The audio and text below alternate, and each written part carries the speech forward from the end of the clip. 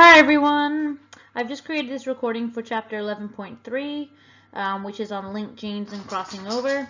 So what this is really is about is genes on a chromosome that are called linked, and what that means is that the genes on a chromosome are so close together that often they're inherited at the same time, rather than being kind of separated and, inherited separately. Okay, so we're going to do a bit of a recap first. That's kind of the overview of this new concept.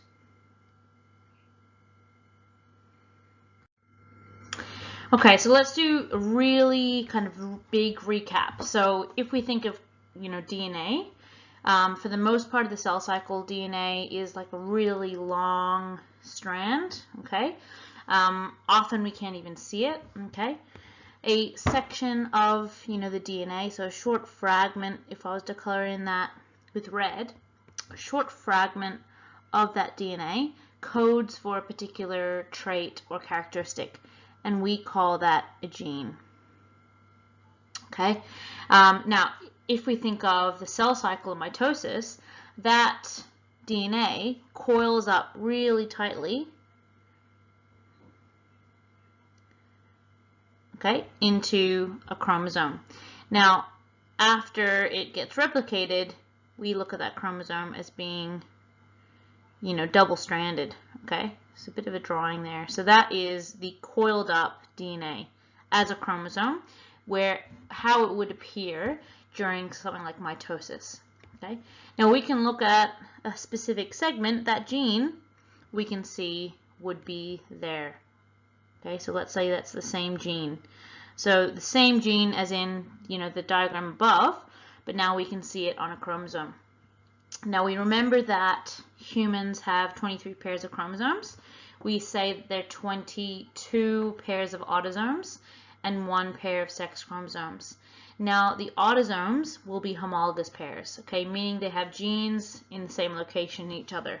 So if I do a bit of a simplistic diagram of a homologous pair of chromosomes, okay, so I've got a pair of chromosomes here. They should be the same size as each other. They've got the gene in the same place as each other. Okay, so the same gene for the same trait. However, remember that they could be different forms. So the gene for maybe eye color. Okay, so this one might have a dominant allele, and this one might have a recessive allele. Now these are inherited separately, so you might receive a dominant allele from your mom, a recessive allele from your dad, but they are separate. Okay, so a bit of a big recap. We've got up the top, we have DNA uncoiled, how it usually is in the cell.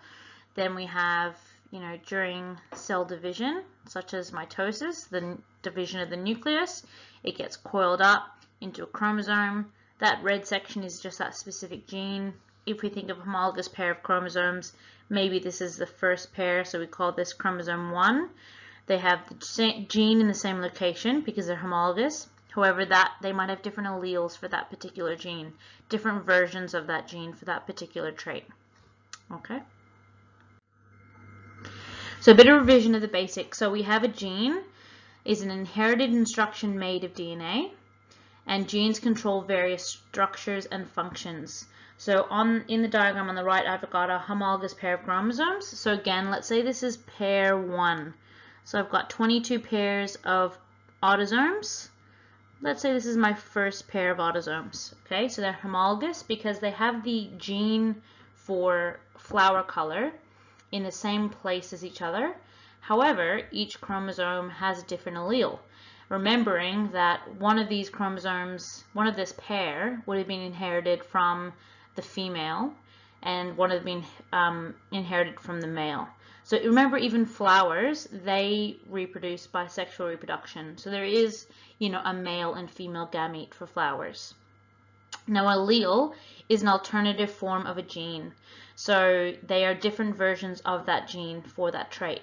Now they come about, so new alleles are created through mutations. Now not all mutations are bad. Some can be really beneficial, some can be bad, and some mutations can occur to create allele which actually has no effect. So some mutations actually don't really result in anything. So here we have a bit of recap of genotype, phenotype. So genotype, the genetic makeup of an organism. So remember that's the genes. And remember this is a result of inheritance. So inheritance gives me a genotype. Okay. Phenotype is the physical traits of an organism. Remember this is the result of not only what is inherited, okay, so the genes that are inherited, but also the environment. So the environment can affect the observed phenotype for a particular organism. Okay. On the left we have the genotype. So we have homozygous dominant, so the two capital P's. We've got heterozygous, capital P and a lowercase p, and we've got homozygous recessive at the bottom, which is both lowercase, and that is different phenotypes. So the three that give me a purple phenotype all have that dominant or allele, which is the capital P. The only one that gives me the white phenotype is that homozygous recessive genotype, which is the two lowercase alleles. So this brings us to independent assortment. So what I want you to really look at in the diagram on the right is two different things that could happen during meiosis. Okay, so up the top we have the first kind of possibility. We've got metaphase 1. So remember in metaphase 1 the homologous pairs line up along the equator. Okay, now they could line up on the same side. So on the top, if I can see my pen, if we see here, I've got a homologous pair lining up. Now on the bottom I can see that the same chromosome has lined up on the same side. So I've got two blues lined up on the same side of the equator and two of the reds are lined up on the same side of the equator. So we could think of that as maternal and paternal. In the bottom arrangement I can see that that's different. So I can see that the homologous pair have lined up side by side. However, the paternal and maternal chromosomes are switched around. Okay, so I've got the blue on one side at the top, however on the bottom I've got the blue on the other side. So remember, independent assortment is the paternal and maternal chromosomes will line up on different sides of the equator as each other. So if we look back on the top, if it has this first arrangement, okay, I can see that, let's say blue is paternal and red is maternal. Okay, so in this first arrangement I can see that the two blue paternal chromosomes go to the same side, so they can see that divided. So the blue come to the left and I end up with these. So if we think of the letters, I've got a capital R and capital Y. So what this shows is I'm looking at two different genes on different chromosomes and how they're moved. So I can see that the two paternal chromosomes have come to this cell over here and then divided into gametes. Remember, gametes are haploids, so they've got one copy of each gene. Now these resulting gametes have both those dominant alleles, so the dominant R and the dominant Y allele. So they're for two different traits, which is why they have different letters. Then I see on the right side, the two maternal chromosomes have come to the same side. They get split into gametes. However, they have, a recessive allele each. They've got the recessive R and the recessive Y in both of those cells. So that's the first possibility for this stage of meiosis. If I look at the other option, so arrangement 2, this is the other possibility. So if the homologous chromosomes line up in this way, notice how in this cell I have one paternal chromosome for the R, and I've actually got the maternal chromosome for the Y. So what I end up with is these gametes have the dominant allele for the R but the recessive allele for the Y. And then on this cell, resulting cell, my gametes end up with the recessive allele for the R and the dominant allele for the Y. So this is just to show that during meiosis, It's really random how those homologous chromosomes line up on the equator in metaphase. So when we're talking about what leads to variation, this is a key event that leads to variation between gametes and therefore organisms that results as well. So we're looking at law of independent assortment, and this is Mendel's second law of inheritance. Okay, so the alleles of a gene controlling one trait, so we think of the R, assort independently, which means separately, of alleles of another gene controlling a different trait. So what that means is in these two diagrams, we say the R and the Y, they sort out independently, separately to each other. So they don't depend on each other of how they're sorted out during this, okay? So we're going to talk a bit more about that. So here is another diagram just showing that same thing. So on the left we have one possibility. So we have, you know, the paternal chromosomes lining up on the left, maternal chromosomes on the right. So then that results in these cells after the first division of meiosis, okay? And then after anaphase 2, I result in these gametes. So I've got paternal chromosomes and I have gametes with maternal chromosomes. The other possibility is this arrangement. So I can see that I've got a paternal and a maternal lining up. So I can see it's a very different arrangement to the other side. So then my cells after anaphase 1 would result in this. Okay, so I can see that I've got a paternal and a maternal chromosome. With that, I've got one allele here and a different allele there. And this is the possible arrangement of gametes. So you can see that the gametes that are, you know, possibly formed from this are very different to each other. So it's very random, and we can't predict this event. We can, you know, have some ideas about the probability of something happen, but we actually can't figure out, you know, what's going to happen. It's very random. Okay, so going back over monohybrid cross, if you're not quite familiar, go back over 11.2. So monohybrid, remembering mono means one. Okay, so monohybrid cross is mating two individuals when you're looking at different alleles for one gene. Okay, so one gene for one trait at one location on the chromosome. Okay, so that's what monohybrid. Mono means one. Then now we're going to start looking at dihybrid. Okay, so di in dihybrid refers to two. So now we're going to look at mating two individuals, and we're interested in looking at two different traits. So two different genes for two different traits, and there's, you know, different alleles for them. So it sounds a bit more confusing. So rather than just looking at eye color for a monohybrid cross, we're doing a cross, and we want to look at not only eye color of the offspring, but we want to look at the body color of the offspring as well.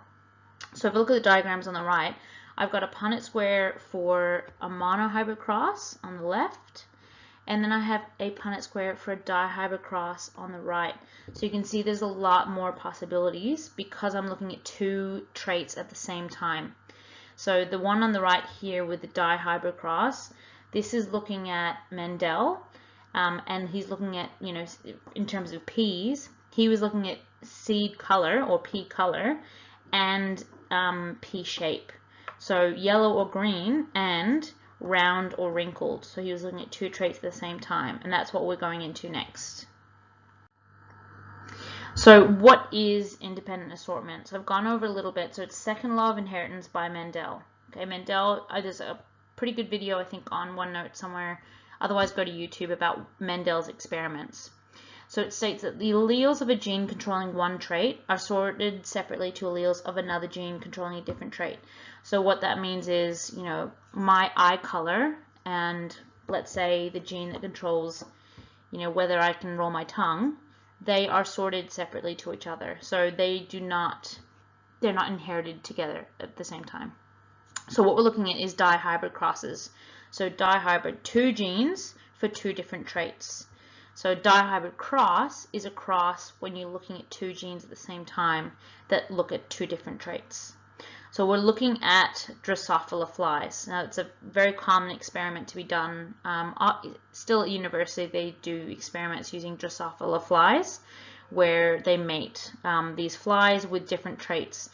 You know, it's very easy to do an experimental cross. There's very limited, you know, kind of ethical issues and things like that with using flies. The reproduction period's very quick, so you're not waiting a long time to measure results, those kind of things. So we're looking at eye color and body color for these flies. These genes are located on different chromosomes. Okay, so 2 genes for 2 different traits, they're on different chromosomes. So if we look at the first trait for this fly, we're looking at eye color. So eye color gene is the yellow eye gene. So yellow eye gene is autosomal, okay, meaning it's on one of the autosomes. It's not on one of the sex chromosomes. The alleles are capital Y and lowercase y. So the red eye phenotype is dominant to the yellow eye phenotype, okay? Bit confusing with the letters, but they've chosen to use Y's to represent the different traits.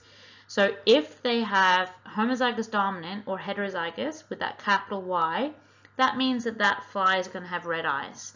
If they're homozygous recessive, so the 2 lowercase y's, that fly, it has yellow eyes. So here we have, you know, the genotype is the letters, and then we have the phenotype. So we have the genotype is, you know, this assortment of letters. And then we have the resulting physical traits. That is the phenotype that we would observe in the offspring. So the second trait we're looking at is body color. So body color gene is a brown body gene. It's autosomal. The alleles are capital B and lowercase b. Now green body phenotype is dominant to brown body phenotype. Okay, so again, being the letter doesn't necessarily mean the phenotype. So here we're using B's. So homozygous dominant and heterozygous gives me the green body.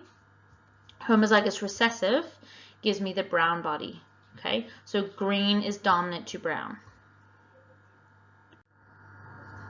So let's look at that first generation. So the first cross I would do if I was to do this in an experiment is I would take a red eye green body group of flies, which would have the genotype, they'd have capital Y, so homozygous dominant for the eye color and homozygous dominant for the body color.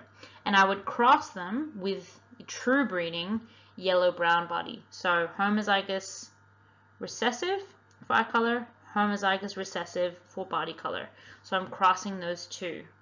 So the gametes for the red eye body group. So remember when we're looking at the parent. So if I said there's a parent fly with this genotype. Now the reason I've got 4 letters is because I'm looking at 2 traits at the same time.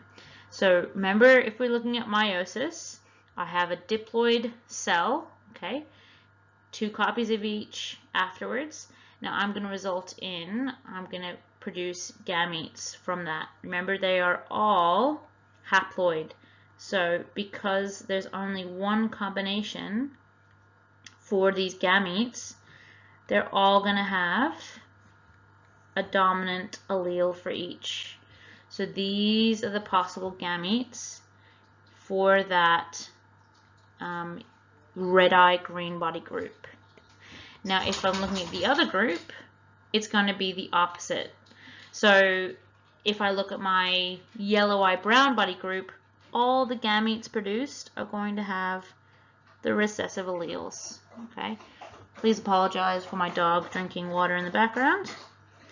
So here we have the gametes, the only possibility of the gametes for the yellow brown body group. Okay, they've got 1 copy of each gene, okay, because they're haploid. So I'm looking at that on the next slide. So really just trying to get understanding that I'm looking at 2 genes at the same time here. So that's why I've got twice, you know, I've got 2 different letters at the same time. So let's look at this diagram here. So I've got the red eye green body group over here. Okay, so that's one group that I'm mating with the other group, which is the yellow eye brown body group. So I'm mating them together. Now, before obviously you mate them, these are the gametes that each of these flies are going to produce. They have to produce gametes in order for sexual reproduction to occur. Now, because there's only one combination, there's both are capital Y's, both are capital B's. So all the gametes are going to be identical in that first group. And likewise on the right side of this yellow eye brown body group, all those gametes are going to have that combination of alleles. They have one copy of each allele. There's only a possibility of having the recessive Y and the recessive B. So all the gametes are going to be identical to each other. Now then we'd have fertilization occur. So remember, fertilization is when gametes fuse together. So I've got a male gamete and a female gamete fusing together to give me my, I guess if you're talking about humans, you talk about the zygote. So they come together to form that diploid cell. So this is my diploid cell after fertilization has occurred. Now I've got 4 letters there, and that might seem confusing. Now you're probably used to just seeing, capital Y, lowercase y as being the genotype. But remember, I'm looking at 2 genes, 2 traits at the same time. So if this fertilization was to occur, this diploid cell that was produced from the fusion of the gametes would be heterozygous for both traits. So really important. Now, anytime during this, you can look at the notes, okay? So you can pause the PowerPoint and look at the notes under each slide, because I've added some. So heterozygous for both traits. Okay, so that is when fertilization occurs. So that's kind of producing my F1 generation.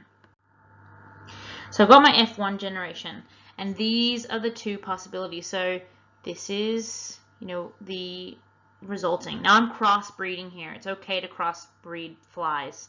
So I'm crossbreeding the offspring of those original parents. The original parents were, if we look at the parents of this generation, were those true breeding parents. So I had the homozygous dominant strain and I had the homozygous recessive strain. So that was the parents. So the F1 generation are all heterozygous for both traits. Okay, so that's what's this F1 generation. Now these F1 generation are going to produce gametes. Okay. Now in terms of this case, there's 4 different combinations that you could have, because you could have, this capital Y with this capital B. You could have this Y with a lowercase b. You could have this Y with the uppercase b. Or you could have this Y with the lowercase b. So you'd have that one. So this goes for both of these 2, male and female. There's 4. You'll notice that the gametes for each are the same as each other. So there's 4 possible gamete combinations. So that is, just there, that's an example of independent assortment. Those alleles are going to be sorted independently. So it's going to give me 4 possible gamete combinations. So here are my gametes. I've got 4 different possibilities. Okay, so this is a diagram kind of showing that. So I've got, up the top, I have the mother cell, okay, and I've got those different heterozygotes for each. Now, there's different ways that cell is going to produce different gametes. So in one way, I could have these gametes resulting from that mother cell, but if they match up differently on the equator, I might have these gametes resulting from it, okay? So the alleles are going to be very different. They're going to sort independently. So really just remembering that key combination of alleles, those new combination of alleles that come about because of meiosis. So then we look at the F2 generation. So remember, in the F1 generation, I had these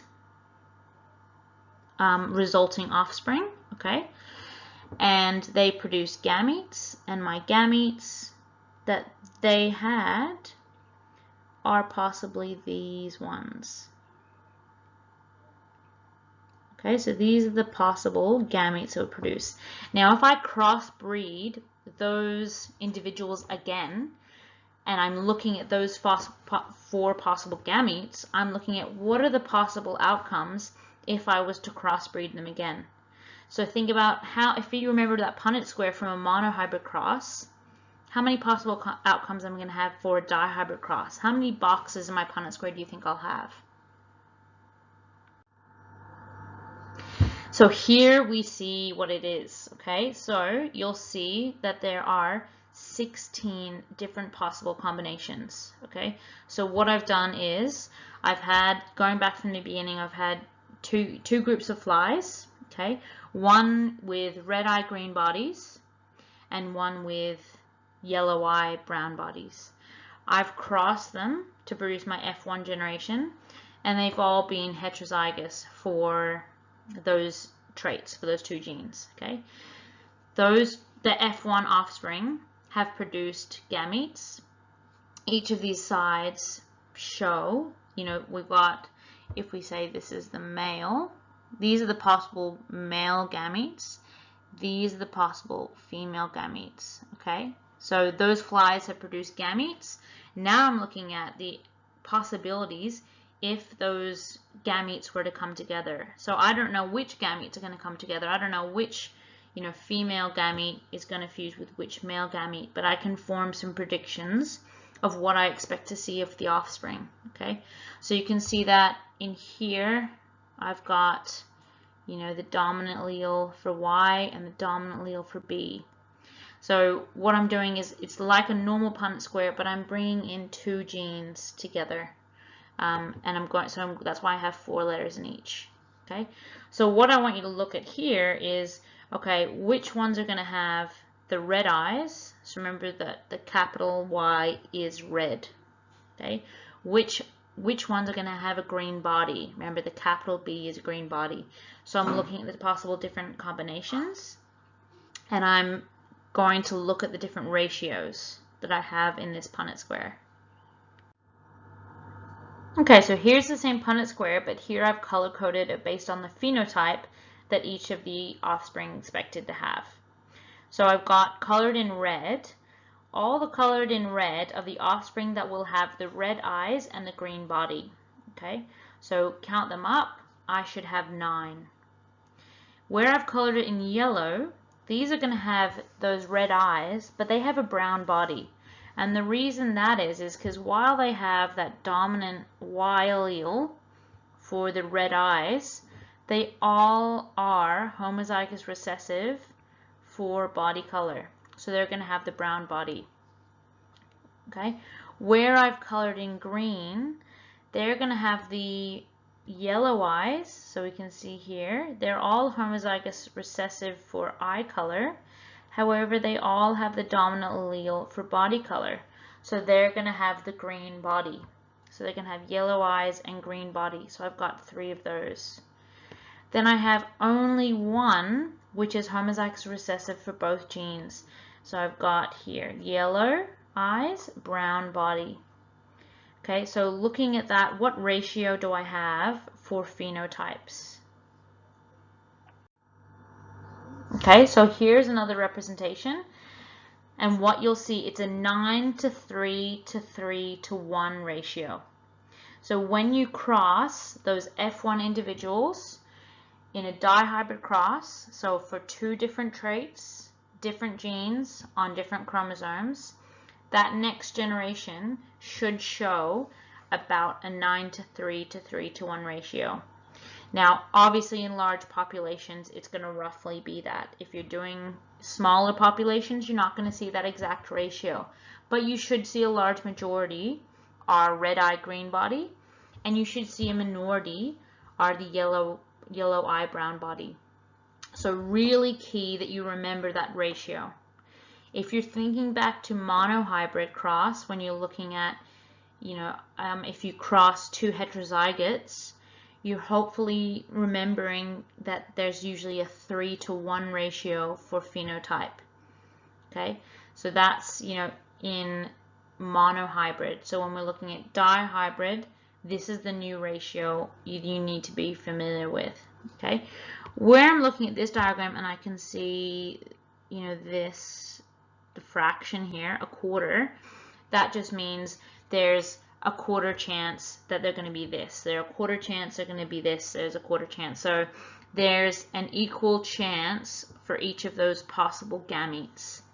And that's why they're on each of those. So there's an equal chance that they're going to be homozygous dominant for each. There's an equal chance they're going to be homozygous recessive for that gamete. There's actually a 25% chance they're going to have the dominant Y allele and the recessive B allele. There's also 25% chance that they'll have the recessive Y allele and the dominant B allele. So that's just showing the chances for those particular gametes. Okay, so this is what I was saying before about monohybrid. So remember, we're looking at monohybrid cross. If you're crossing the F1 the individuals, which are both going to be heterozygous, you're going to see a 3-to-1 ratio, because 3 are round and 1 is wrinkled. So that's a monohybrid cross. Dihybrid cross is going to be a different ratio. So just to go back over dihybrid cross, okay?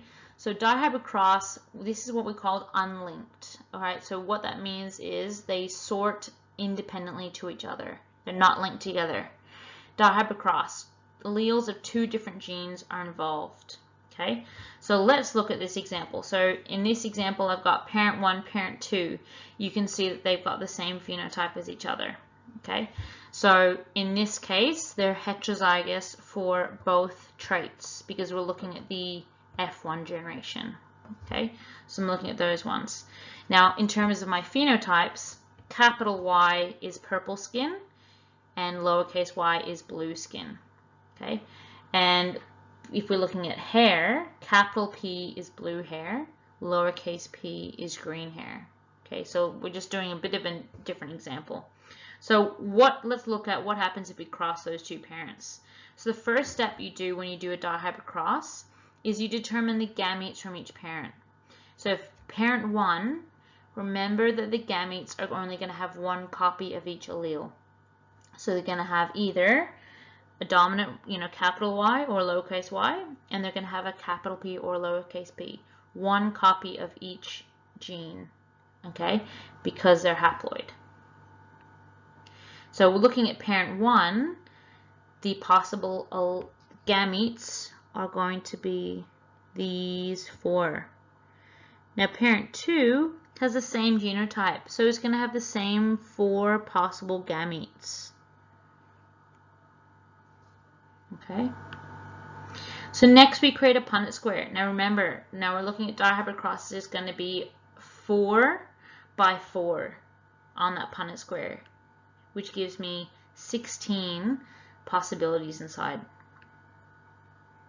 Okay, then I'm going to look at the different genotypes. So hopefully you can see here, I've got, and my first one, if I was to draw them in, this one goes in and this one goes in. So I'm going to capital Y, capital P, okay. Here I've got capital Y, uppercase P, lowercase p. So I'm just going to go through and fill those in.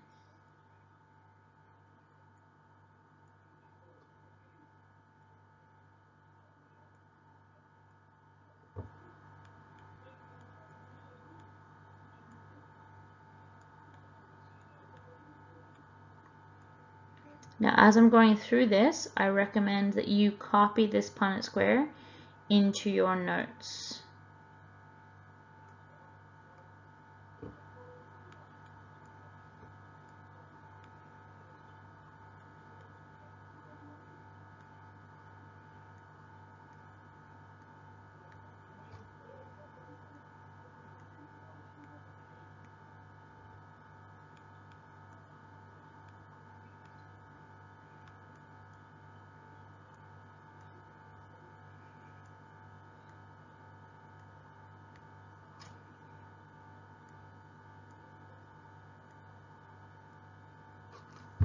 So I filled in my Punnett square. Now I'm going to look at, okay, which ones are going to have the same phenotype of each other? Which ones are going to be purple skin and blue hair? So this one's going to be that one.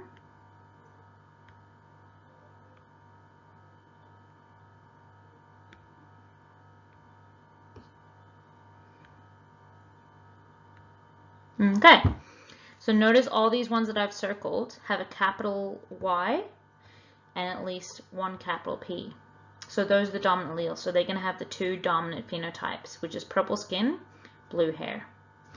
Next, I'm going to look at, okay, which ones are going to have purple skin but green hair? So I'm just going to use this green hair. So purple skin, green hair, purple skin, green hair, purple skin, green hair.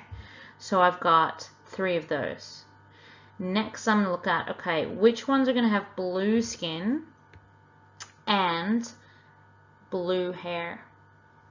So I'm going to do one, this one, and this one. So all 3 of these are homozygous recessive for skin color, but they have at least one dominant allele for hair color. So that they're going to have that blue skin, but that blue hair. The last one is, okay, which one's going to have blue skin and green hair? And I only have one here. So you can see that I have that 9 to 3 to 3 to 1 ratio. So let's have a look at what that looks like. So looking at that one, if I just rub out my writing, there we go. So hopefully you can see the phenotypes of that resulting offspring. So I've got 9 that have that purple skin and that blue hair. Okay, I've got 3 that have that purple skin, green hair. I have 3 that have that blue skin, blue hair, and I only have 1 that has that blue skin, green hair. Okay, so looking at those possibilities. So here are some helpful videos to just go back through comparing monohybrid with dihybrid.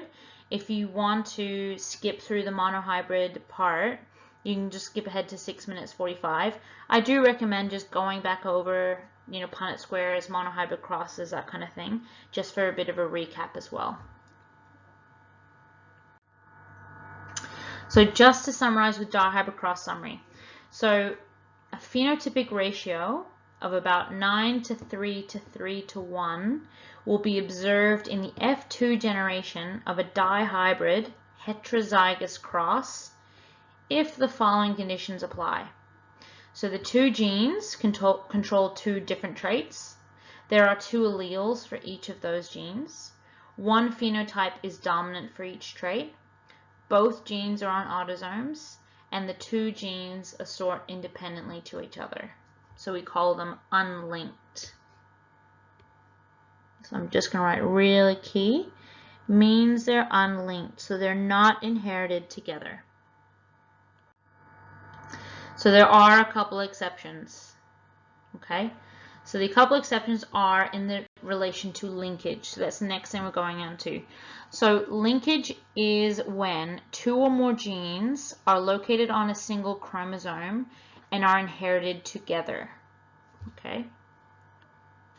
So the closer the genes are together on the chromosome, the more likely they're going to be inherited together, and we call them linked genes. Okay. Now often it's never complete because there's usually crossing over in prophase 1 of meiosis, so it's going to affect it as well. Now if you say, you know, that we usually expect that 9 to 3 to 3 to 1 ratio, linked genes are actually going to change this ratio. So if we don't see that ratio, we could maybe predict that maybe those genes are being inherited together and that's what's affecting our ratio. Okay, so let's look at the next slide.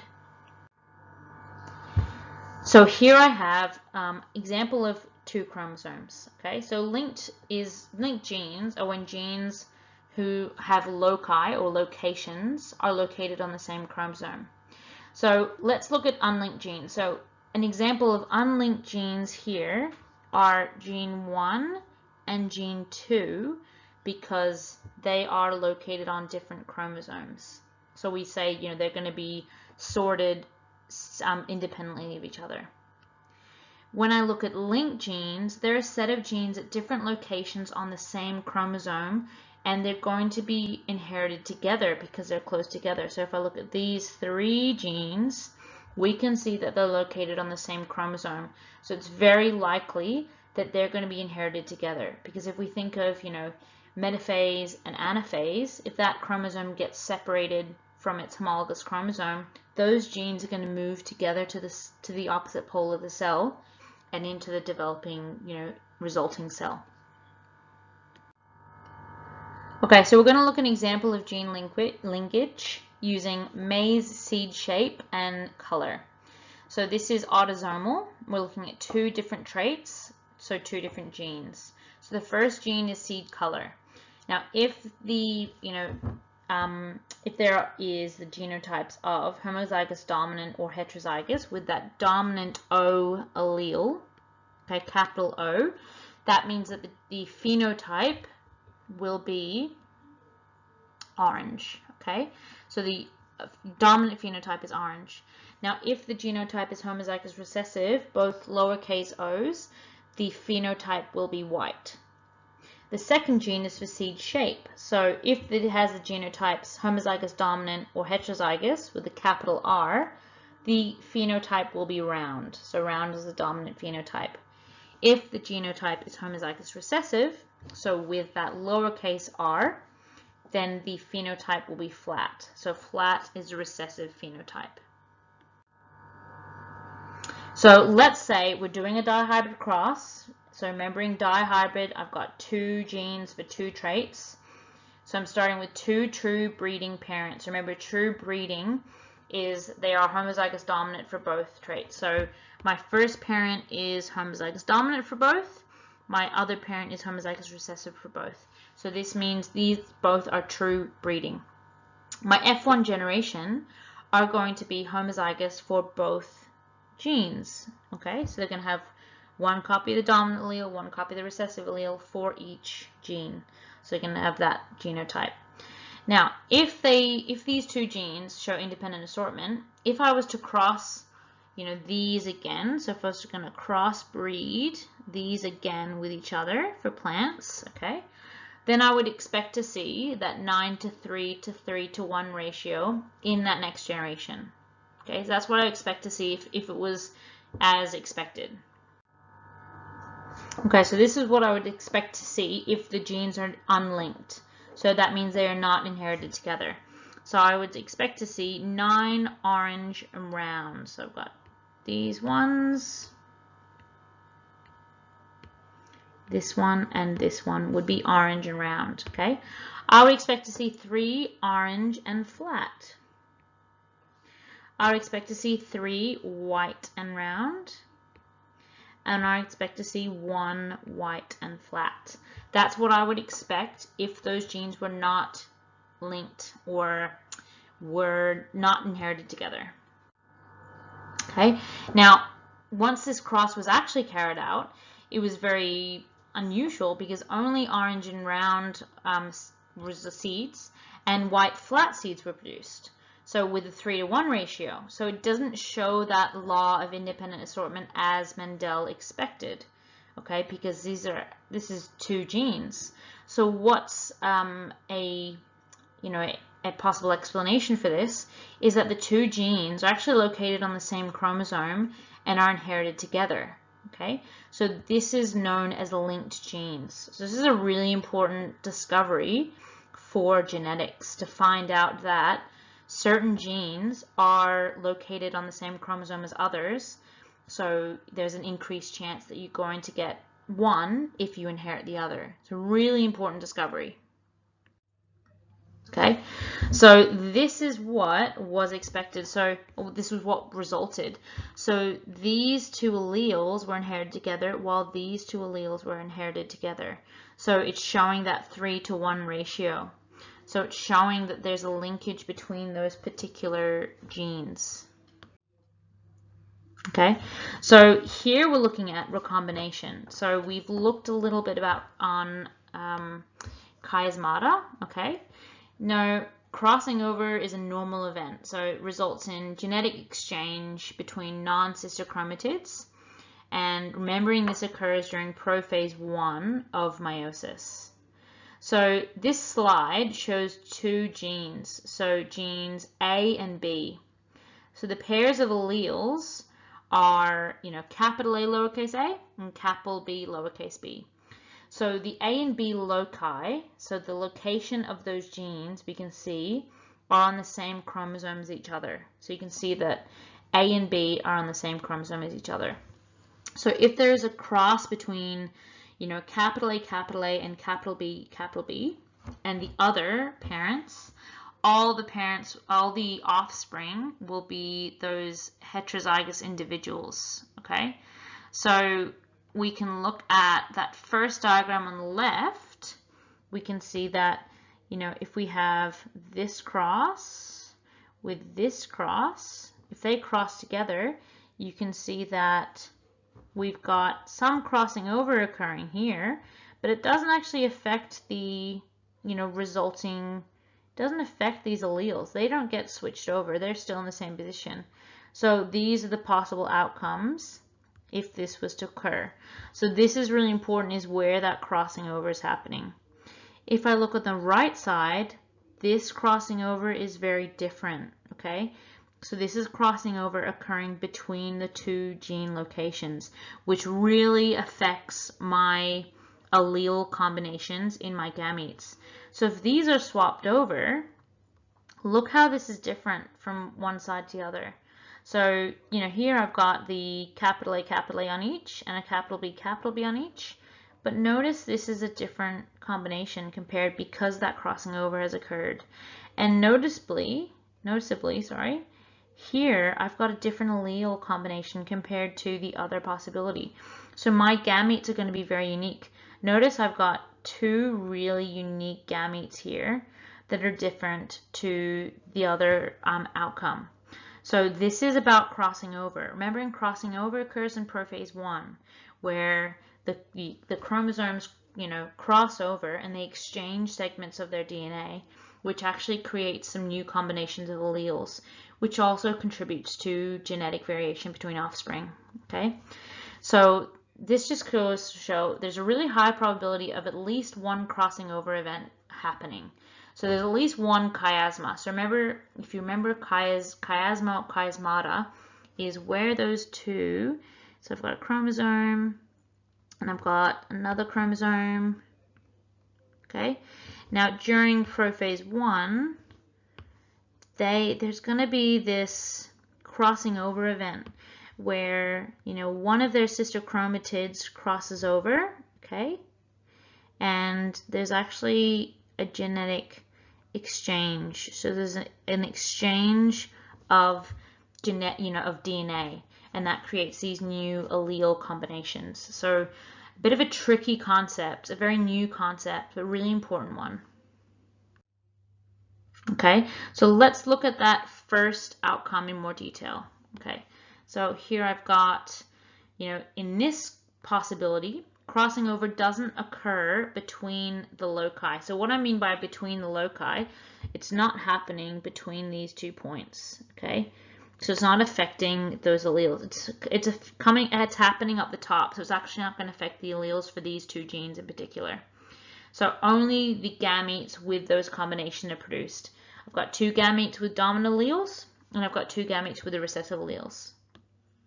Okay, now we say that these are of the parental type because if we look at these 2 gametes are like one parent, and these 2 gametes are like the other parent. So we say they are like the parental type. This other outcome we can see is really looking at here. I can see that the crossing over is occurring between the 2 genes. So between the A and the B genes, there's been crossing over. So I'm having there's swapping genetic combinations. This is what recombination is. There's a swapping over, there's an exchange, and it recombines to form some new combinations. Okay, so crossing over occurs between the two genes, and my gametes are very unique to compare to the other possibility. So whereas the other possibility, outcome 1, the only gametes were these two. So these, for outcome 1, these were the only gametes I could have. Notice with this possibility, if this crossing over occurs, I have the parental type. So remember I talked about the parental, they're like the parents, but I actually have these two new possibility of gametes. So really unique combination of traits. Okay, so I've got some parental gametes, but I have some called recombinant gametes. So those two middle ones, recombinant, they're unique to the parents. Okay, now if the genes are close together, all right, the probability of a random crossing over event occurring between them is very low. Okay, there'll be less recombinant gametes and more parental gametes. So more of the gametes will be just like the parents. Okay, just like that first diagram we went through, where the gametes were, the A, B, and those two types, the parental. That's if the genes are very close together. If the genes are far apart, but on the same chromosome, so if I'm looking at a chromosome here and I've got A up here, but I have B down here, there's an increasing chance that you're going to have crossing over and you're going to have some new recombinants produced. Okay, so if we look at the offspring and we look at the gametes, if 50% of gametes are recombinants, then independent assortment has occurred. There's been that independent, sorting out of those alleles. If less than 50% of gametes are recombinants, so more are of that parental type, then it's likely that the two genes are linked, okay? Meaning, that they're inherited together, they're close together, okay? So here we've got another diagram. We have homologous pair. We're looking at two different genes on that homologous pair. So if we look at the blue set, we can say that's paternal. The purple set is the maternal.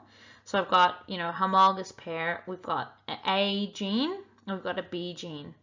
Now, because they're quite far apart, I'm going to have a crossing over event. So remember, this is called a chiasma. So I have one chiasma. They cross over and they actually swap. And because this crossing over is between the loci, I'm going to have some recombinant gametes. So notice here, rather than having, the same kind of traits, rather this being capital B, these have actually swapped over. So I have some recombinant gametes here, okay? Here's another one. So I've got, A and B are far apart, however, B and C are close together. So there's likely going to be crossing over between A and B, okay? Crossing over likely.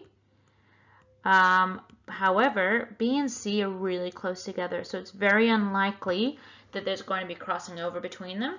It's more likely that they are linked and they'll be inherited together. Okay, this brings me to gene mapping.